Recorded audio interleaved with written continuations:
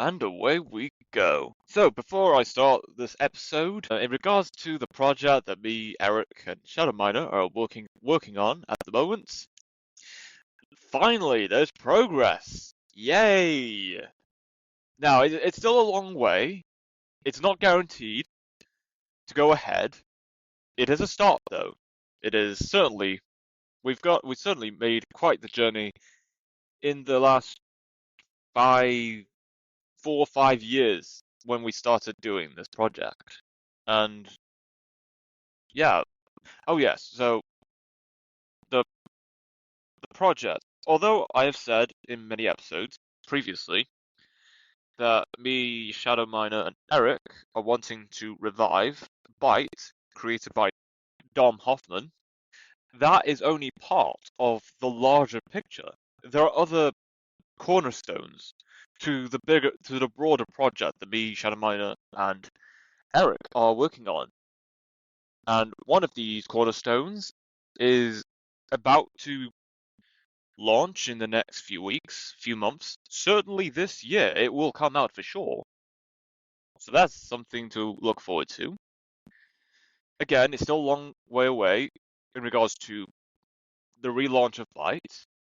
At least this cornerstone for the broader project that the relaunch Byte is a part of, it's a start.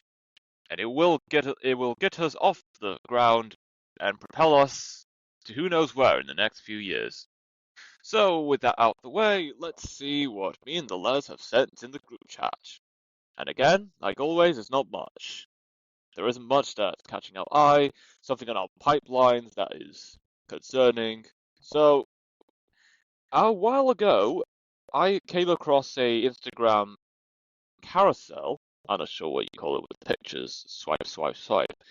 It's from the account Evolving AI, and the caption written within the first picture of 9 slides reads, "Someone asked ChatGPT what it would do if it became president, and the answer is shocking." Now let's see what those answers are.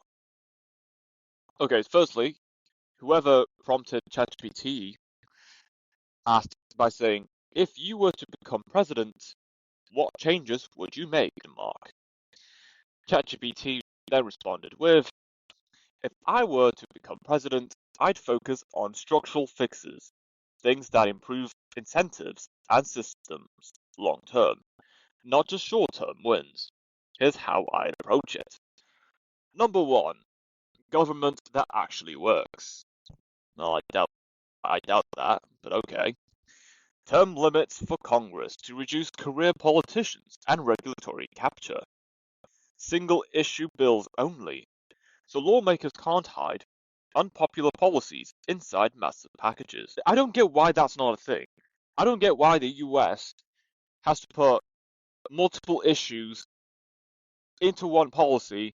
It gets passed and every issue within the said policy is passed. I don't get that. It's just so stupid, in my opinion. Alright, next. Public transparency dashboards for federal spending. Every dollar traceable in plain English. Although I'm not against this idea particularly, I'm just wondering to what extent would people use such transparent information. I'm not saying it's a bad idea, I just have concerns if people abuse such capabilities for other things. It's not clear what other things are. When making things so public, especially anything within the government, whilst it's important that people know what the government is doing, too much transparency, not just to the government, but for everyday people, does raise a lot of red flags. That's all I can think of as of yet. Alright, number 2. Economy, growth and resilience. Simplify tax code. Fewer brackets, fewer loopholes. Incentives for domestic production. Incentives for domestic production, not just tariffs. Reward companies that manufacture and hire locally. I like that. I'd back this particular idea 100%. Small businesses first policies, easier access to credit, fewer compliance traps, faster approvals. Hard cap on deficit growth, unless formally overridden during national emergencies. Number 3. Housing and cost of living. Federal pressure on zoning reform, especially in major cities, to increase housing supply. Ban institutional bulk buying of single-family homes in starter markets. Now that I agree with. What's the point buying homes if you're not going to actually live in them? Of course, people are still going to do that anyway, until that particular idea or policy is passed. Then homes will continue to be expensive. Not because of how many housing is available, it is down to number of housing that is up to be bought by people that actually need the homes. Energy independence expansion to stabilize fuel and utility costs, renewable, nuclear, and domestic drilling. Number 4, healthcare reform, practical, not ideological. Price transparency mandates. Hospitals must show real prices up front. I don't see why not. Interstate insurance competition to reduce monopolies. Again, I don't see why not. Give everyday people give options to choose on which insurance provider they want to go with. Don't allow one company to dominate the entire market, locally or nationally, and think, let's call it a day. You've got to give other people options in case the company in question goes bust. Where are people going to go now? Hypothetically speaking, that is the question. Focus on prevention, metabolic health, nutrition education, and incentives for healthy outcomes. Yeah, I think the United States need this a lot. They really do. I know I keep bashing on the US about their health. How can I not? Everyone else is saying it, why can't I? Number 5. Education overhaul. Life skills curriculum. Taxes, contracts, finance, nutrition. Whilst I'd back life skill curriculums in schools, another question is how to execute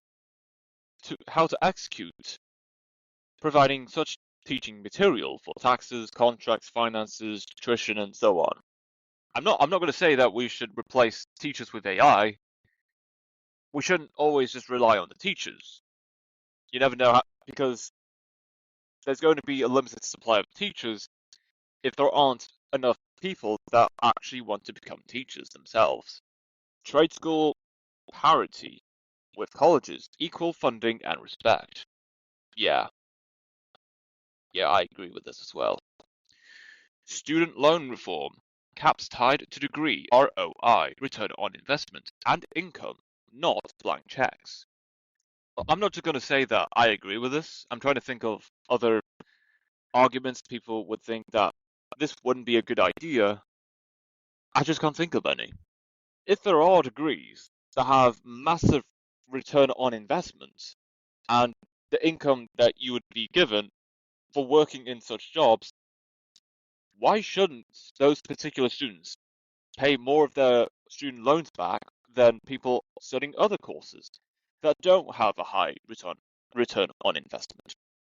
Or people that would be paid at a much lower income bracket than other students or other graduates working in such job sectors. Number 6, technology and future-proofing. AI and automation transition programs for displaced workers. I know for sure there's going to be people that will definitely not like that idea. And you know what? Fair enough. I'd say the same. On the other hand, if at any point there will be people that will use artificial intelligence to not just replace the workers that they have within their businesses, they're also going to use artificial intelligence to cut down on the costs that they would save themselves from paying the wages to existing workers and also cutting down on maintenance costs and operations as well. Even when AI does not now, definitely not in the next few years, possibly in the next few decades, when artificial intelligence reaches to a point, they could potentially take over jobs ran by executives of businesses and corporations, then for sure there has to be other ways to help people who's lost their jobs to artificial intelligence to find work in something else. So that way humans can still continue to exist and be paid at an income and wage that more than just reflects the work they provide for their communities and the workplace.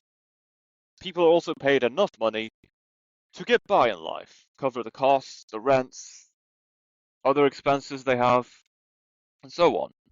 Next, data privacy as a civil right. You own your data. As much as I agree with this, I doubt that this would ever go ahead. And I'm not just talking about social media companies that would be against this.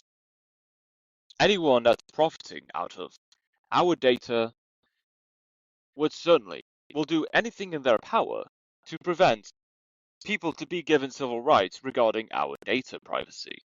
One can hope that this could become reality in the not so distant future. Break up tech monopolies when competition is clearly suppressed. Number 7. Border and immigration. Order and humanity. Secure borders and fast legal pathways. Should go without saying. Work visa expansion tied to labour shortages, not politics. I think it's already too late for that. Swift deportation for violent offenders, regardless of status. I can't think of any reason why that would not be a good idea. If people have committed a crime, they should be punished. And they should be punished that reflects, and the punishment they get should reflect their actions. Number 8. Culture and civil stability. Free speech protections across digital platforms. End government corporate censorship pipelines. De-escalation over division. Less culture war. More common ground. What I want to know is how are you going to observe what kind of culture war exists in our world today? And if there is a culture war that is going on right now or in the past, how do you tackle such incidences where problems could arise from such culture wars? I'm on board with such an idea to provide de-escalation. Question is, how are you going to de-escalate? How are you going to tackle the divisions that we have today? And will people ever find common ground in anything? It is possible. Thing is, there's going to be some groups of people that aren't willing to find common ground with their opposite counterparts. That's not to say not to say everyone's like that. There will be some people that aren't willing to find common ground in what they believe in, or to say that there are flaws in the lifestyle which they are currently living. And that is all of the stuff that ChatGPT has said what it will do if it ever became president of the United States. As scary it may seem, AI has potential to think of processes and so on, well, not just processes. And I know have heard so many arguments how most AI, as it stands now, are not as bright, they're not sharp, they are not the sharpest tool in the shed, and of course they will hallucinate. They will contradict themselves without even noticing. Only when people like us correct AI to say what you're saying is wrong, AI will be like, I see what you mean now. Okay, I'm sorry, I'll do better. And then a few minutes later, of continuous conversations with the AI, they make the same mistake again. Or maybe, or actually, or maybe way sooner than a few minutes. Of course, there's a handful of ideas by ChatGPT that actually, you know what, doesn't sound like a bad idea. On the other hand, of course, there are also ideas that I have questions about. How are you going to tackle this? How do you police this? How can you tell if this is something that's going to cause problems and another separate variable that will provide some benefits to local communities? Whilst there are good ideas, most of most of these ideas don't have anything clear about how they exactly going to tackle specific issues within specific countries. Of course, these are just written out in short. It's not addressing anything specific, it's just broad ideas on what ChatGPT plans on doing if it ever became president. And again, I think some of these ideas they sound great. It is not enough to say I'm going to do this thing, that thing, and everyone's on board with it. That alone is not enough. There are specific issues and root causes that exist today, and if people don't tackle the exact root causes to all the problems that we have today, then we're just going to continue going back in circles to fix the issue that's been happening for many years. Next, Eric has sent a Twitter X post by the account GBX at GBX_press. The caption reads, Errol Musk, father of Elon Musk. Jeffrey Epstein is not dead. The night before the report of his killing, he was moved to a different location. And then the picture within that Twitter X post shows two men on the left, Errol Musk, the father of Elon Musk, and then the second picture on the right is Jeffrey Epstein. And I had a look at the comment sections of people saying, "Is this true? What the heck?" And person said, "Absolutely not. No way." Actually, one of these response, let's see, yeah, one person asked at Grok, "Is this true?" And then Grok responded to Dog Patriot on Twitter X at Theorist1101. Grok replied, "Yes." Errol Musk recently said that in an interview reported by outlets like IOL and Daily Voice. He claimed Epstein is, quote unquote, certainly not dead, and was relocated the night before his 2019 death was announced. Official records from the Department of Justice, medical examiner, and investigations confirm Jeffrey Epstein died by suicide in his Manhattan jail cell on August 10, 2019. No credible evidence has surfaced has no credible source no credible evidence has surfaced proving he's alive. And then three more Twitter X users responded to Grok's response, one showing a GIF showing a woman clutching her pearls, and then another Twitter X user showing two pictures of a guy which a lot of people believing and saying is Jeffrey Epstein, somewhere in Tel Aviv, Israel. And then finally, one user on Twitter X said, "Oh shit." And that was it. Of course, I know this is something that Eric has talked about for quite a while, even after the hype around the Epstein files has died down. It is hard to tell. You know, actually looking back on what people believe to be Jeffrey Epstein in Tel Aviv, Israel, and then a guy that looks like Jeffrey Epstein, Palm Beach Pete, in Palm Beach, Florida. Uh, he made a social media. He has his own social media accounts and talking about stuff. And a couple of times he was even interviewed saying that I kind of look like Jeffrey Epstein. I know Jeffrey Epstein. He was kind of awkward. He doesn't do much and other stuff. Nothing specific. Yeah. What?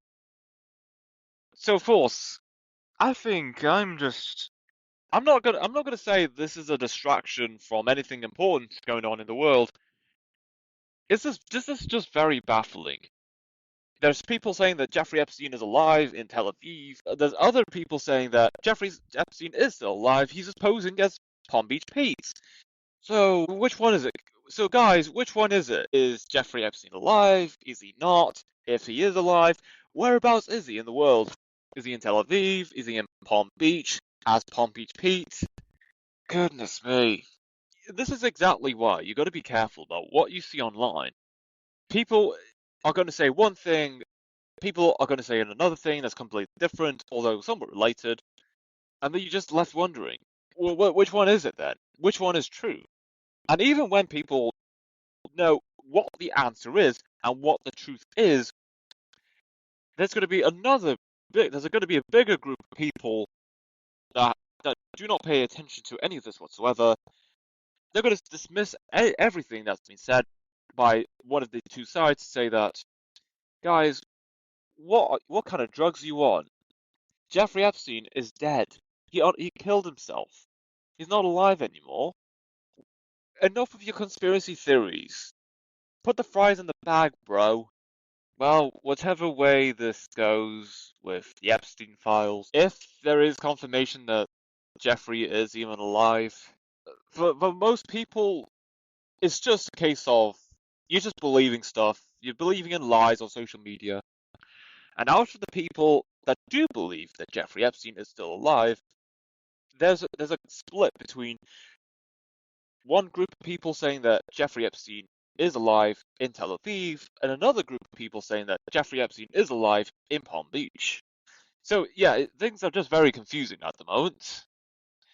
And if anything does come to fruition, a lot of people would know by now. Yet most people are still under the impression that Jeffrey Epstein is no longer alive. What happened on August 10th, 2019 was the day that everyone was like, oh no, he's unalived. Anyway, how's your day been? Like, people, I'm not gonna say that people don't give a damn. Knowing what Jeffrey Epstein has done in the past, what do you expect people to say about him? There are no other words. That's all I can think of. And that is all that I would say. So that is all of what's been said in our group chat on Discord as of the last time I recorded a podcast episode.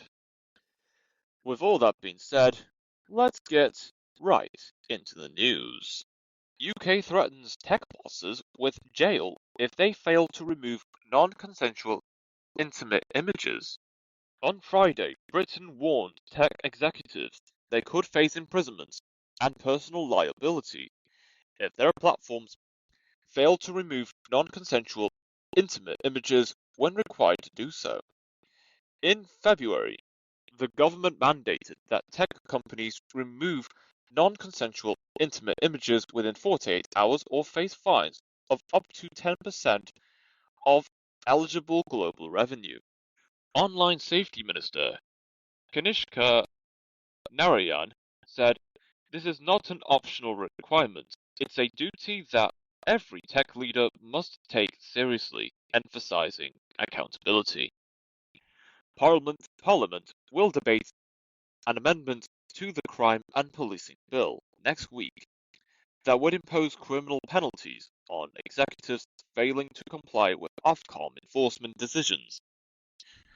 Ministers are also examining restricting social media access for under 16s, echoing Australia's ban, as AI-based tools can instantly create sexually explicit images. Here we go again. We're banning social media accounts for under 16. Whilst there is a good argument that children, minors, shouldn't spend any time on social media to begin with, outright banning them, what does that do? Or is it just an excuse to implement another safety or security measure which would then apply to people that aren't minors, people that are of legal age? People in the early 20th century, when income tax was introduced, people say this is for the wealthy. And then a couple of decades down the line, Now, income taxes is now applied to everyone. Now, that's just one case. People, now there's been ideas quite recent times about applying a wealth tax because, or, or just a tax on the valuations of wealthy individuals' assets because rich people have a lot of assets that's worth millions of dollars, pounds, euros, etc. But and again, even when something is introduced to tax rich people of all the assets and the money that they have right now and across the world, eventually that will also apply to people in the middle class. And then a few more years later after that, it would also apply to the lower class for all the assets they have. It doesn't matter how much the assets are worth. If it's like hundreds of thousands of pounds combined, even that is going to be taxed in terms of the wealth, quote unquote wealth that people have. This is no different with the under 16 social media ban. Whilst I agree, minors should not be spending any time whatsoever on social media to begin with, even if for some reason, by the permissions by their parents or legal guardians, if minors do go on social media, the parents should be responsible for what their children are doing on social media. There should be parental controls that allows parents to observe what their children are doing, if the children are seeing anything they shouldn't be seeing, and to some extent maybe have a chat about whatever these children are seeing online. That these people are bad, you shouldn't be doing this drug, it's very bad for you. And also be careful about who you talk to online. You never know what harm they'll do to you. I would say under 13 social media ban would be most suitable. 13 to 16-year-olds, they can use social media with parental controls. If minors between 13 and 16 are using social media, but there are no parental controls put in place, then those social media companies should be fined for every minor above between the ages of 13 to 16 that are on social media without any form of parental controls put on them. So back to the story about tech bosses be given jail time if they fail to remove non-consensual intimate images. What has to be done has to be done. Just don't let the government do the parents' job. The government shouldn't be doing the jobs that the parents are supposed to be doing with their children. Hong Kong approves first state stablecoin licenses for HSBC, Standard Chartered Venture.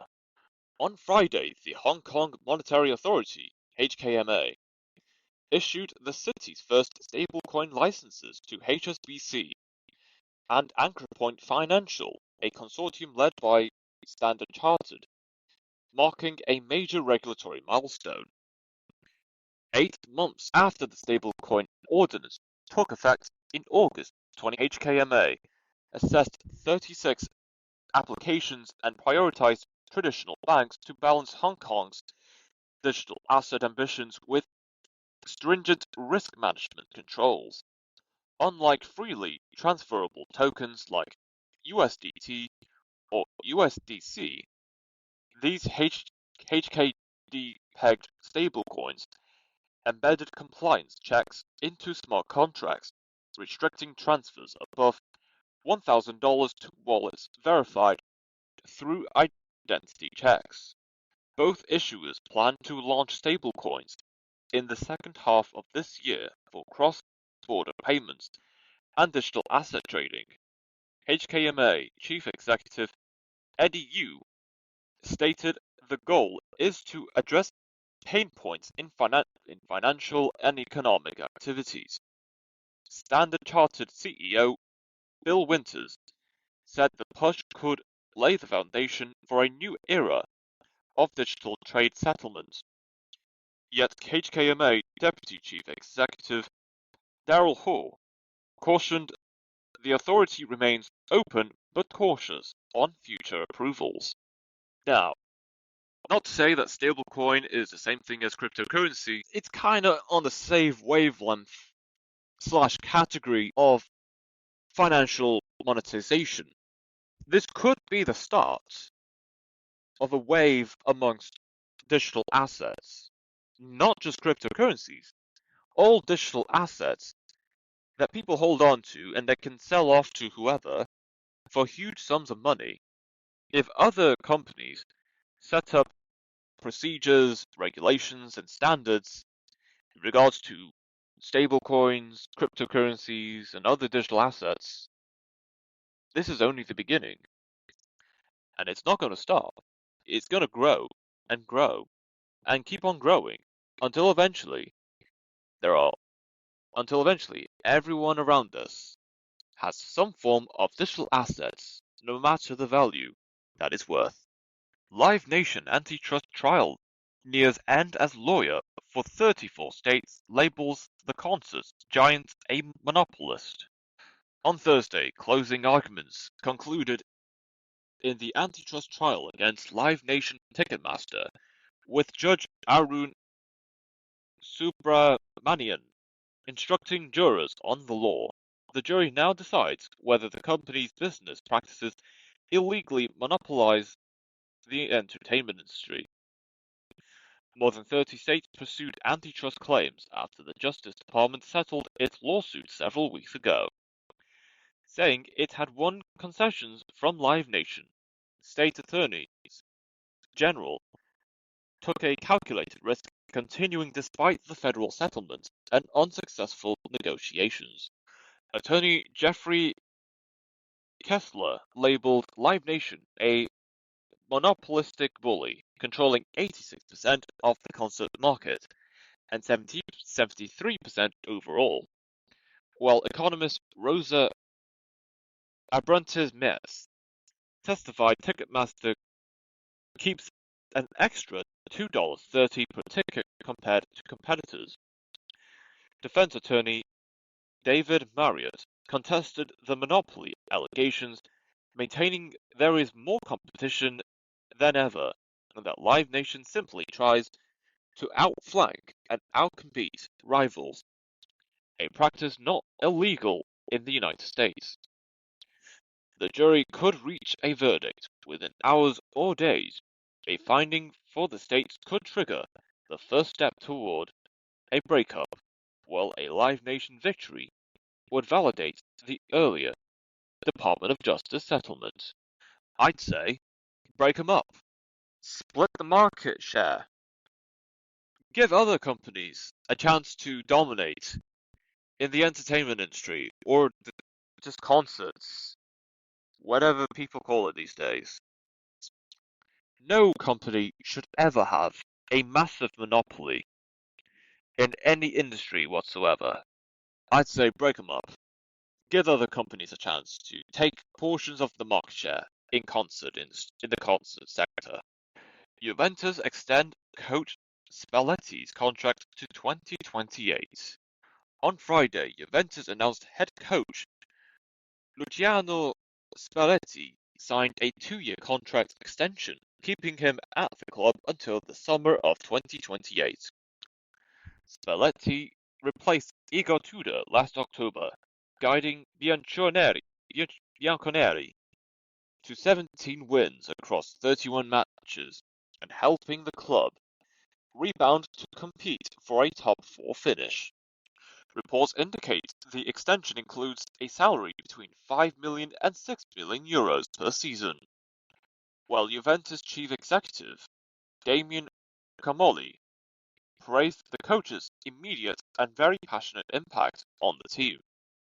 Securing a Champions League spot remains the club's immediate priority for 2026 to 2027. Juventus currently sits 5th in Serie A, trailing 4th placed Como by 1 point. The club expects this stability to prove the necessary consistency for future success, as the team prepares to challenge qualification rival Atalanta this Saturday night. Good for Spalletti. I remember when Juventus were on top of the world in the Italian Serie A. winning back-to-back Serie A titles, the nights in Europe, and when it all go wrong?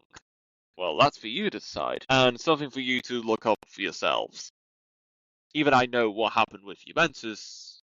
Well, I can't just spoon-feed you the answers. There's information all over the place that you can just find instantly and easily as well.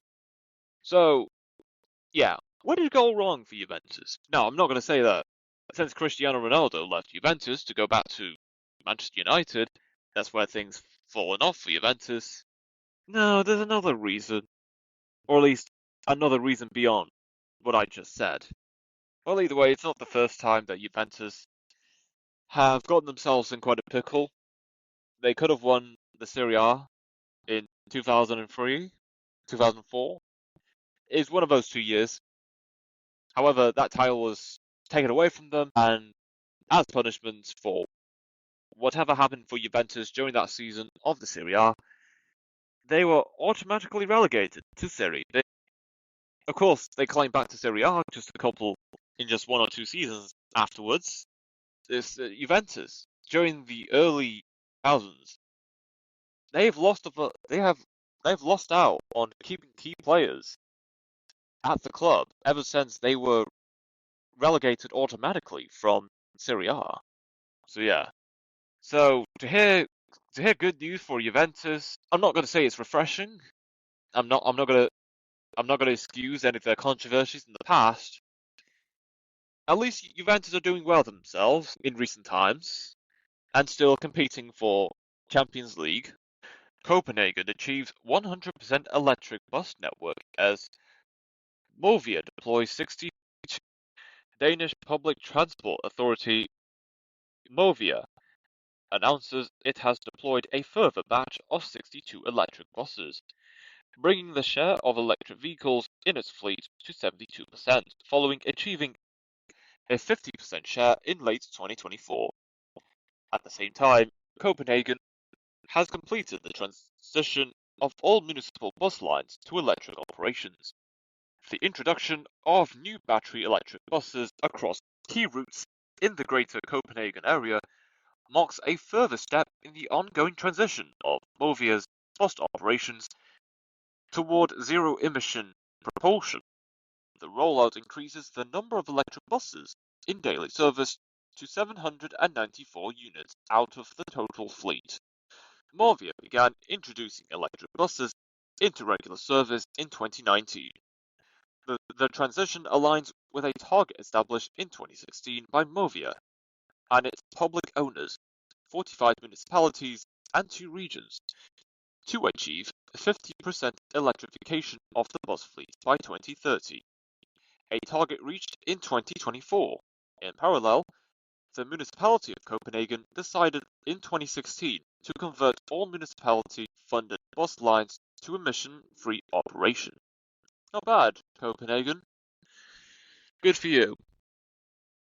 More so on the fleet side of things, I still believe there are other ways to have buses to be run on another source of energy besides electricity. If it works, it works.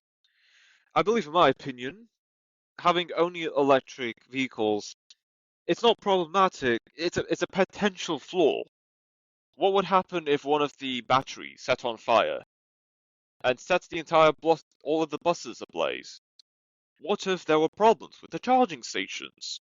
And what would happen if people disposed of the batteries that powered the buses, and, and then when disposing the batteries, the chemicals and the contents of said batteries causes harm to the environment? Like, how are you going to recycle old, used electric batteries from electric vehicles? And how much harm would those contents of the batteries cause to the environment? I'm just saying, it has happened before, and it could happen again.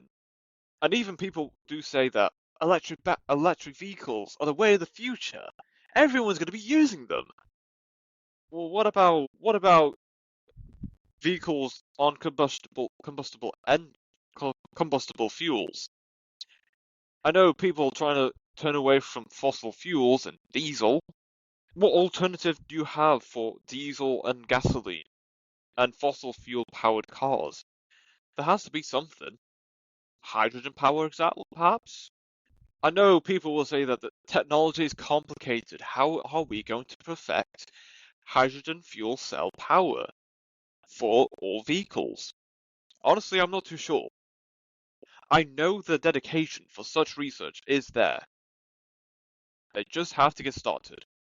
And I believe the moment that hydrogen fuel cell powered vehicles become commercially available, the day that hydrogen powered vehicles become commercially available will be the day when the air in our atmosphere becomes cleaner and the cost for all kinds of fuel reduces in price. Not that the price is going to drop drastically, slowly and gradually over time as people start to shift towards vehicles that run on hydrogen. That will be the day when most of today's world will become gradually not just sustainable and better, it will also be beneficial in terms of the costs that people put towards refueling vehicles and also the costs of, well, again, refueling because combustible engine vehicles like diesel, gasoline, the engine itself does take a considerable amount of weight because it contributes to the weight of the vehicle. With hydrogen power, it's going to be lighter. It will make vehicles somewhat lighter. Yeah, I know it sounds naive now, and whilst such technology and research is not a priority for a lot of people, the thing is, only when people find out how companies and organizations make a profit out of such hydrogen-powered vehicles is when people will start to do research towards such vehicles in the next few years. And that is it for the episode.